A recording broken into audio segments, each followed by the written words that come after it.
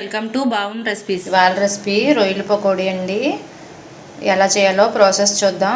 రొయ్యల పకోడీ కోసం ముందుగా రొయ్యలను శుభ్రంగా వాష్ చేసుకుని ఉప్పు కారం యాడ్ చేసుకోవాలండి. జీలకర్ర పొడి ధనియాల పొడి కూడా యాడ్ చేసుకోవాలి. కొంచెం పసుపు కొంచెం గరం మసాలా పొడి కూడా యాడ్ చేసుకోవాలి. ఇప్పుడు ఇదంతా మిక్స్ చేసుకోవాలండి. మసాలాలన్నీ ఇలా కలుపుకున్న తర్వాత శనగపిండి వరిపిండి వేసుకోవాలి. మళ్ళీ ఒకసారి కలుపుకోవాలండి.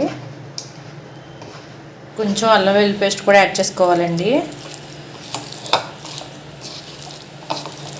ఇలా కలుపుకున్న తర్వాత ఒక 15 నిమిషాలు నాననివ్వాలండి. ఆయిల్ హీటెక్కిన తర్వాత ఒక్కొక్కటిగా వేసుకోవాలండి రొయ్యల్ని. క్రిస్పీగా అయ్యే వరకు వేయించుకోవాలండి రొయ్యల్ని. ఇలా వేగితే సరిపోద్దండి. రెడీ అయిపోయిందండి రొయ్యల పకోడీ. మీరు కూడా ఈ ప్రాసెస్లో ఒకసారి ట్రై చేయండి. చాలా అంటే చాలా టేస్టీగా ఉంటుంది. ఒకసారి ఈవినింగ్ టైం ఇలా చేసుకుని తినండి. మళ్ళీ మళ్ళీ తినాలనుకునే రెసిపీ అండి ఇది. చాలా అంటే చాలా టేస్టీగా ఉంటుంది. పిల్లలు పెద్దలు అందరూ ఇష్టపడతారు. ఈ వీడియో కనుక నచ్చితే లైక్ చేయండి, షేర్ చేయండి. మరిన్ని రెసిపీస్ కోసం సబ్స్క్రైబ్ చేయండి.